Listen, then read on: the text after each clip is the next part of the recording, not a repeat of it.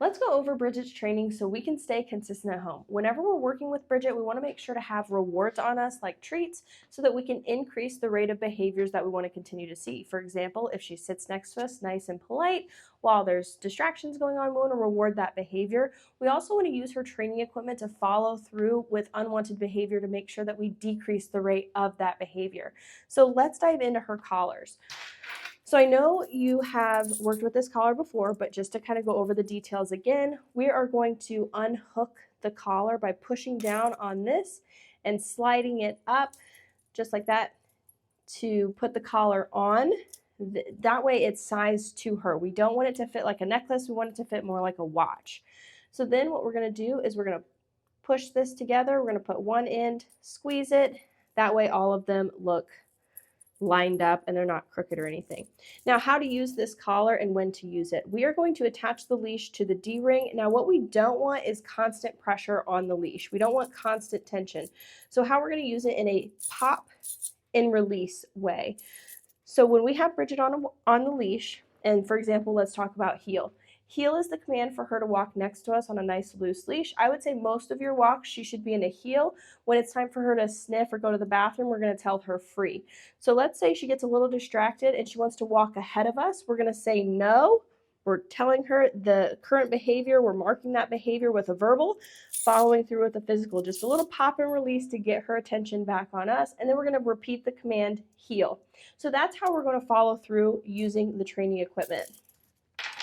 Now we're also going to use the remote collar. This is a way to communicate with Bridget where if, let's say, we don't have a leash on her, we can still communicate our boundaries with her. How to turn this on, we have a little red dot right here, and then we have a matching red dot on the remote itself. We're going to touch these two together, and you're going to see a green light flash. That green light is going to tell you that the collar is on, charged, and ready to go. So we're going to turn this collar on before we put it on Bridget. This will last a while with its charge, so you can turn it on all day, leave it on all day. Then the remote, the on-off button in the back, we're going to push and hold that until we see the screen light up. Now on the screen, we're going to see level 20, and that is the level that works for Bridget to get her attention right now. This can change over time, and that is out of 100 levels, so not too high for her. We're going to focus on the black S button. Now I will go over all the other buttons and features at the end of the video. So I'm going to use my hand, and I'm going to pretend this is Bridget. So let's talk about heel again. We're walking, we're working on the heel. She gets a little distracted and she needs a reminder like she tries to walk ahead of us. We're going to mark that behavior with a verbal no, follow through with the black S button, and then tell her heel. No, heel. No, sit. No, down. Whatever we need her to do in that moment, if she's not listening to the command or if she doesn't do it or if she gets up from the command, we're going to tell her no, follow through, and then repeat the command for her. That's how we're going to set our boundaries and let her know when we give you a command, we mean it. So she understands that the rules aren't just here at the training facility, but they're also at home as well. So let's dive into her commands. So we already talked about heel. Heel means walk next to us on a nice loose leash on the left-hand side. As long as she's walking with us, she's in the heel. So in the heel, she's not allowed to walk ahead, pull, or sniff. She has to stay right next to us. When she's doing that, good heel, reward with treats, praise, and petting. The more we reward a behavior, the more we'll see that behavior. The more we use the tools to correct the unwanted behavior, the less we'll see that behavior. So then we have sit. Sit means stay is implied until she is told free. So you don't have to say stay, stay. You can tell her sit, and then when you want her to stay in that position, remind her to sit and then walk away. And then what I wouldn't do, I would not call her to you from a sit very often. I know we have to do that a little bit in practice, but I would prefer us to go back to her, reward the behavior while she's in the sit, and then tell her free to release her. So then, of course, if she gets up before you say free, we're going to use the training equipment to follow through and have her do it until she gets it right. Because, of course, she's still young, she's still learning, so we want to make sure we are very consistent and lay out our boundaries very clearly for Bridget. Then we have down. So down means lay down all the way, belly to the floor, elbows on the ground, lay down until we say free, right? So with distractions, we want to remind her to stay in the down with a verbal down, good down. When we reward this behavior, we want to make sure we reward low to encourage Bridget to, again, stay in that down stay. If she were to get up, no, follow through. Now, let's say we need to put her back in a certain spot because she got up, she got excited for whatever reason. No, we're also going to use the leash and tug down where we want her to be. Let's say you give her a command and she chooses to hesitate or not do the command. Same idea, follow through and have her do the command with the second verbal and the remote collar and or the prong collar, giving her a little reminder. Again, you don't want to practice freeing her from a distance, so I always like to go back to her, tell her she did a good job, reward her, and then tell her free. Free is, again, the release term of you're done with that command. Then we have place.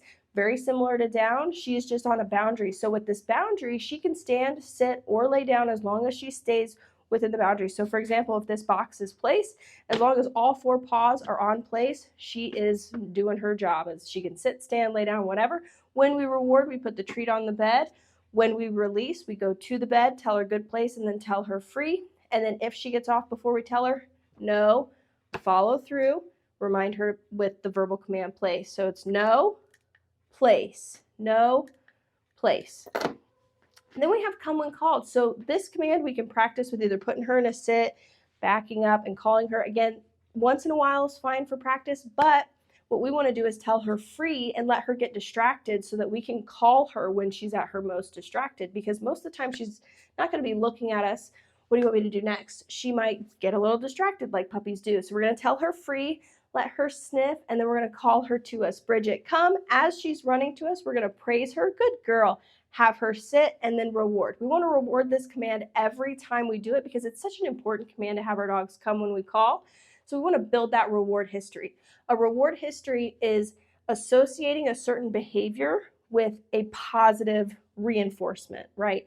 So if she comes to us and gets a treat every time, she is going to be more likely to come to us because she has that positive reward history with it. So we want to continue to do that.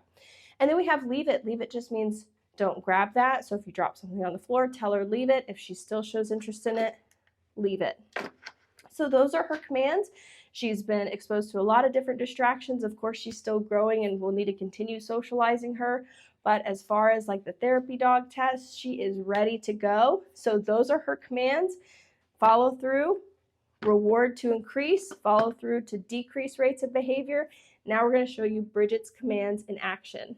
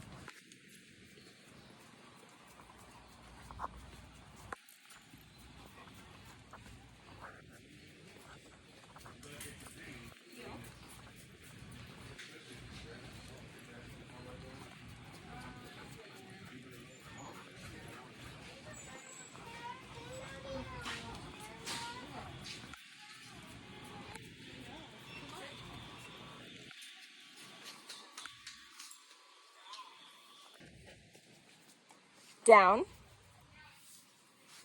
Good girl. Down.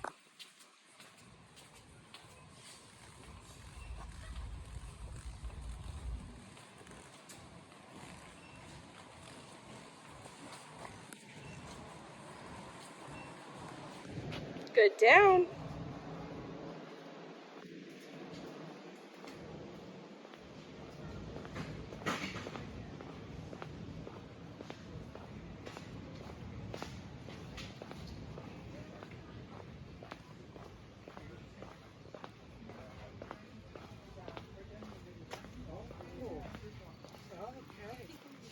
Oh, you're fine.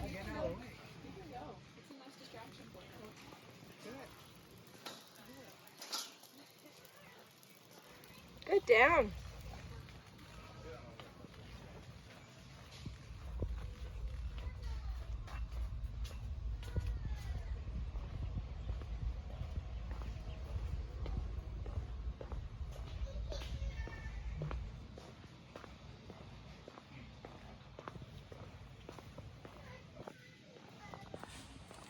Good. Down. Free. Good girl.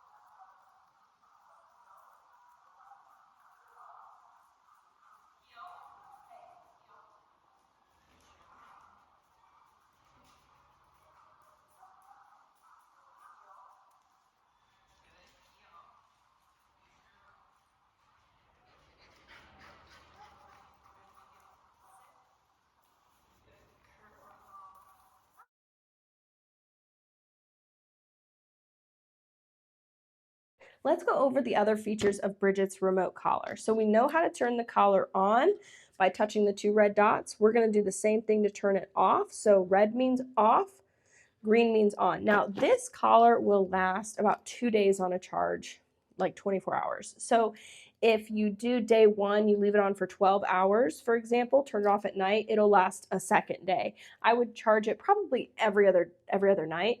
So when you put this on Bridget, she can wear it all day. She can wear it 10 to 12 hours a day. Make sure to take it off at night. Now this is waterproof. However, let's say she walks through a puddle and she gets kind of wet. You want to make sure that she takes this collar off so that her skin and hair can dry thoroughly, because this fits really snug. We want it to fit like a watch, not a necklace. So only 2 fingers underneath the collar, because we need these contacts to make good connection with her skin. But if moisture builds in under there, she could develop like a hot spot, because bacteria likes to grow with moisture. So make sure that when she gets wet, take this off, let her dry off thoroughly, and then put this back on. We have this nice little quick snap, which works great to easy on, easy off. As she grows, you're going to have to make this part, the little buckle part, a little bit bigger. Again, this should fit pretty snug, only allowing 1 to 2 fingers underneath the collar. To turn off the remote, the on-off button in the back, push and hold that until the screen is blank, and then we push and hold it to turn it back on. So let's go over the other buttons and features of the remote collar. So we're going to primarily use the black S button to remind her and follow through with commands, but we have this red S button. That is for emergencies only. This is going to boost her. We have not needed this for Bridget, but you have it just in case. An example would be to reach 40. Let's say, for whatever reason, something inclines her to run towards the road. She's chasing something exciting is happening. Her adrenaline is up here. Level 20 only works when her adrenaline's down here. We need that boost to snap her back to reality, to listen to our verbal commands.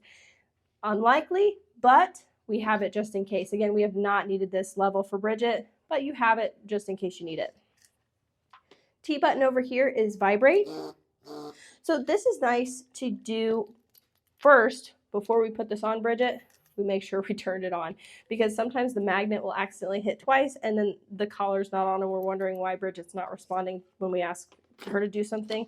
Because dogs are pretty quick. If they realize, they're pretty smart, if they realize that there's no reprimand or no consequence for actions, they'll continue to do those actions. So anyway, vibrate can also be used as a warning in the future. So right now we want to set our boundaries very clearly, but let's say she's doing something and she's kind of, not quite not listening, but not doing exactly what we're asking. We could give her a little warning and let her know, hey, heel, or whatever she needs to be doing in the moment.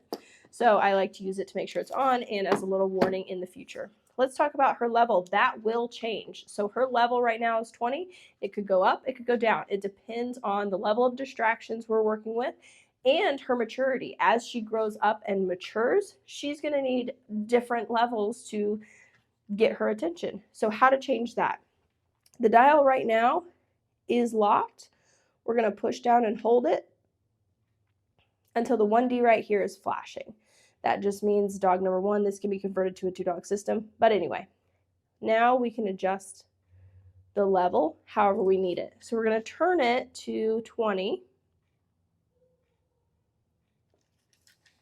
And then we're going to push down and hold it. Now you can set like your new level. So if, for example, if she's having a big reaction to the remote collar, we need to turn it down. If we're having to push the button over and over and over again to get her attention, we need to bump it up. That's when the level needs to change. So then back here, the M/C button stands for momentary or continuous. So when I push the stimulate button, which is S20, you'll see I will hold it down. So I'm going to push and hold, and it only stimulates for that momentary second. We use continuous at a much lower level, and we pair it with treats and rewards so that she has a positive association with the stimulation. So she starts to understand what it means with commands. So we do use the continuous for a lower level, momentary for higher levels. So you don't need to change that. The on-off button, if we tap it again, flashlight. So we can see her at night. This is so helpful to go on walks. Tap it again to turn it off. That's why I recommend when you put the collar on Bridget, have the light facing outward. That way you can see the light. So it's tap once for a flashing flashlight, tap the on-off button again for a constant flashlight, tap it again to turn it off. You can accidentally go to turn this off and turn on the flashlight, so just be aware of that. All right, it is rechargeable. Charging ports here. This remote and the collar are both waterproof. So again, charge them every other night or so. This will let you know when it's getting low on battery. The flashing green light happens consistently, like every 5 seconds or so. It will start to flash orange and then red when it's running low on battery, so that's when you know you really need to charge it. In here, we have the charging port, so you can charge both the remote and the collar at the same time. It does come with a clicker, but a simple good girl or yes is a great marker to let her know that she did something good and treats are coming. But you can use that if you want to. She doesn't have super long hair, so I don't think she needs the little extenders for the remote collar, but you have them just in case you need them. And then there's a tool in there to change it. Extra lanyard. And then the manual to go over everything with her, all the buttons in greater detail. Now this does have a 2-year full warranty. So if anything happens to the model, it's not working for whatever reason, give them a call and they will send you the parts that need it. They have great customer service. All right, so those are the rest of the features of her remote collar. Again, reward the behaviors you want to continue to see. That increases the rate of those behaviors. Use these tools and training equipment to follow through, stay consistent, because that will set the boundaries and it'll also decrease the rate of unwanted behaviors. So have fun, stay consistent. Let us know if you have any questions.